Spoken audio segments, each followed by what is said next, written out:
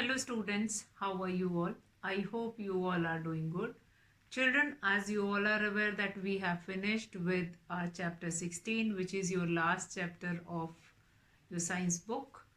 And now we are going to start with the revision of your science syllabus. And in revision, we will be starting with chapter 10, that is motion and measurement. Now, what do you mean by motion and measurement? Common revision, we are going to take it of it, and we'll try to understand first of all, what do we mean by motion, what are the different types of motion, and when an object is said to be in motion. Fine.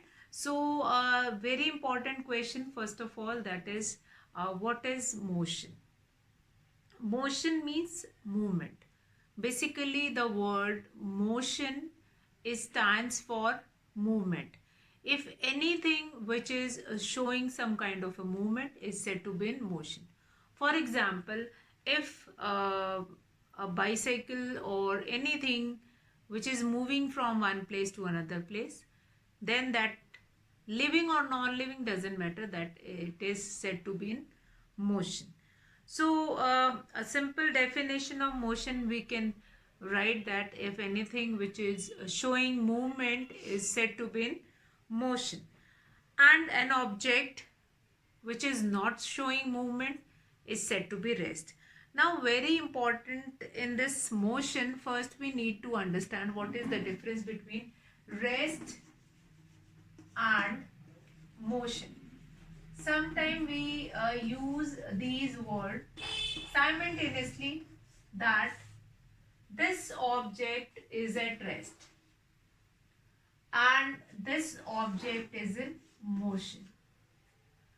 Now you can see that what I have drawn here, that this object is at rest, means this object is not showing any movement.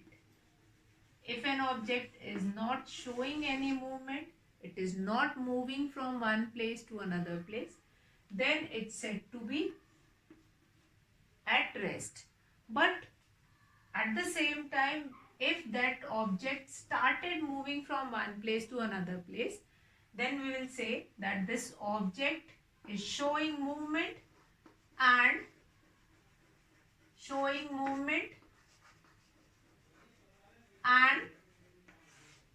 and it is in motion. Now let's take one example for this rest and motion. For example, a boy who is playing with his football, and he kept his football to make a kick. Fine. A boy who is standing here and kept his football here, playing with football, and kept his football for playing. Now, keeping his football on one place, that is, right now the position of football is not in motion. It is not showing any kind of emotion. So, we'll say that football is not showing any kind of a movement or motion. So, this football is said to be in rest. But at the same time, when the boy kicked this football and this football started moving and reaching on another place, then we'll say that this football is in motion now. Simple, quite simple. If an object is keeping on one place and it is remains sustained on that place only, then we'll say that an object is at rest. But if the object is changing its position with respect to the time, with respect to time, that also we will understand what do we mean by this with respect to time. Now, motion. Again, one more example. You all went to railway station? Of course, yes. A train which is standing on a particular platform is said to be at rest, since the train is not showing any movement. A train is standing on a platform and that train is not showing any movement right now. This train is not showing any movement.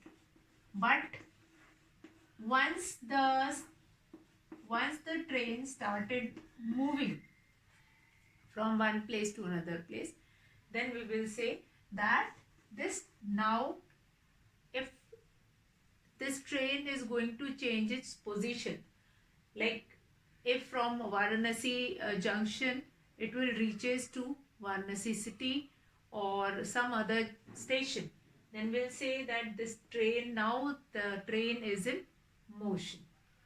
Fine. And along with the train, the passengers, those who are sitting inside it, they are not in motion, they are not moving inside the train, they were at rest only, since they are not showing any movement. Okay, so two things we have done, rest and motion. Let's see what will be the definition of motion. An object is said to be in motion if it changes its position with respect to a fixed object. If an object does not change its position with respect to a fixed object, it is said to be at rest. Now, what do we mean by this with respect to a fixed object? For example, fixed object means station. If you go to a station, a train which is standing there, that train started moving, but that station, for example, you reached at Varanasi junction, and a train which is standing on platform number 2 or 1. Fine. By the time the train will start moving with respect to that Varanasi junction. But when the train start moving, this junction will not move with that train. The junction will remain there. So what is that? That is, an object is said to be in motion if it changes its position with respect to a fixed object. Means that junction or that platform is a fixed object. With respect to that, the train is moving and changing its position. So the train is said to be in motion with respect to that platform. On the other hand, if an object does not change its position, then we'll say that that object is at rest with respect to that platform only or that junction only. Fine. So with respect to a fixed object can be a platform also, can be a pillar also. Now one more example here, I'm going to make it clear. Now if you have a car and your car, this is your house,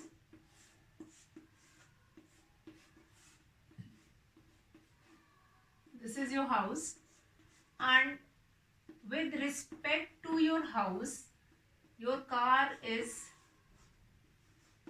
moving from one place to another place. With respect to a fixed object means moving away from your house in this direction. So what we will say, that the car is in motion, or a car is changing its position with respect to your house. You all have seen on a road many vehicles were moving with respect to houses which were built or the buildings which were built on the sides of that road. But those building does not go with that particular vehicle or particular car. So that with respect to that building, that position of car will change and we'll say that car is said to be motion. But if the car does not move, if the particular car is standing outside my house or outside your house, then we'll say that with respect to your house, the car is at rest, since it is not changing its position. So definition, an object is said to be in motion if it changes its position with respect to a fixed object. If an object does not change its position with respect to a fixed object, it is said to be at rest. Now, further activity, many examples I have taken like that. Likewise, you can take many more examples from your surrounding also. Now, motion is relative. Now, what do you mean by relative? Relative means with respect to. Motion, rest and motion are relative. How? We can relate rest and motion both. Now, nothing in the universe is absolutely at the state of rest or in the state of motion. Something that appears to be in motion in relation to an observer may appear to be at rest in relation to another observer. So, what do we mean by this? Like just now I have taken an example that if you will went to a railway station, what do we find it out? A train is moving. Fine. If I am standing on that platform, what I'll find it out with respect to me, that train is moving from one place to another place. Fine. But a person who is sitting in the train, that person is moving from one place to another place. Now consider people sitting in the compartment of a moving train. All are at rest with respect to one another, but they are in motion with respect to the object. For example, I am standing outside, so I will be saying it like a person who is sitting inside the train, they are moving away from the particular station. So that person is not moving. The train is moving from one place to another place outside the train. Thus, we can conclude that the state of rest and motion are relative. What we find it out, that a person who is sitting inside a moving train, that is rest, and the train is moving, that is motion. So these two are the case of relative, means both can be occur simultaneously. Now think of some other moving object like arms of a watch, blades of a fan, a pendulum of a wall clock, leaves of a tree while the wind blows. All these are the relative, like that rest or motion is relative, but their movement is not the same as that of running child or moving car. So rest and motion is a very important concept. If you go through that concept, rest and motion, you must find it out that how a thing which is presently is in motion will come at rest after some time, and a thing which is at rest will started moving after a few minutes. Then this rest and motion, after this, next important thing which we are going to do it is types of motion. What are the different types of motion? Types of motion is an important topic, but before that I'll just write the definition, and if you want you can write it down, then that definition of rest and motion. So an object, two important definition: an object is said to be in motion if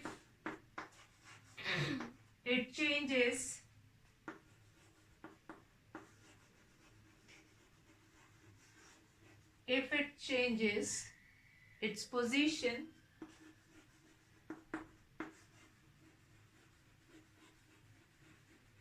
with respect to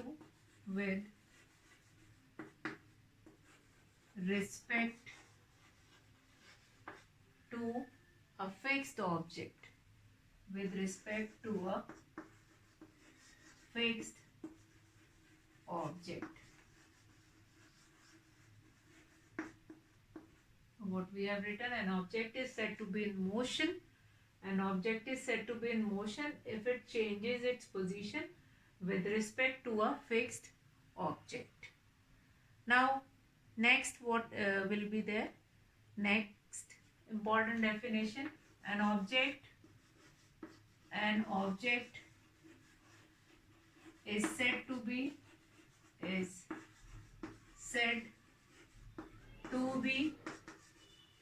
at rest if if it does not changes its position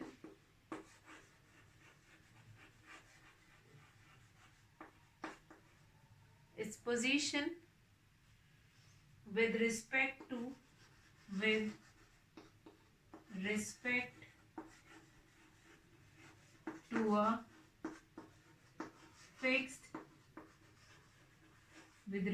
to a fixed object. So, two important definition. What do we mean by motion? What do we mean by what is the difference between motion and rest? Now here examples also you can include here. Motion, that movement of a football, movement of a train. Rest means a clock which is not working, that is at rest. A car, a standing car, or different cars in the parking lot, that is the example of rest. Now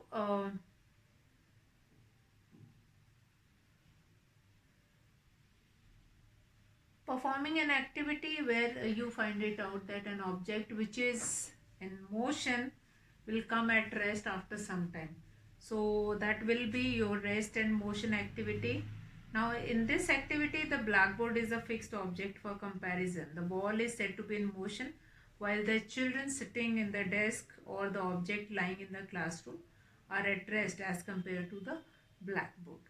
So as compared to the blackboard, if here I am going to compare, like with respect to blackboard, I am moving, I am changing my position. So me will be in motion and this blackboard will be at rest. So I hope that rest and motion, which is an important concept, that will be clear to you all. You can write certain examples also here. For example, you can add on here example. For example, you can write it. And again in this rest also you can add on examples. For example, important part of this chapter, motion, as well as their examples. Then types of motion is yet another important topic, but before we'll move to types of motion, that rest and motion must be clear in your mind. What is the concept of rest and motion? So since now chapter 10 we were taking as a revision of it. Now after completion of syllabus we had started revision. So I'll be starting this chapter since it is going to come in your UT2 examination. You are going to see videos, your revision will also move it on, and you can prepare for your UT2 examination. So I hope this concept of motion and rest is clear to you all, as well as the two important definition, that is motion and rest, which I have written on the board. That an object is said to be in motion if it changes its position with respect to a fixed object. That fixed object can be anything in the room, anything in the environment. So with respect to tree, when you are running, then you are showing motion with respect to a tree which cannot move. Fine. And a general example I have taken. An object is said to be at rest if it does not changes its position with respect to a fixed object. For example, you can write it down, certain examples of it. So I hope this rest and motion, concept of rest and motion is clear to you all. And now in next class we are going to do it types of motion. Again types of motion, again an important topic. that we will be discussing in our next class. So that's all for today, children. Have a good day.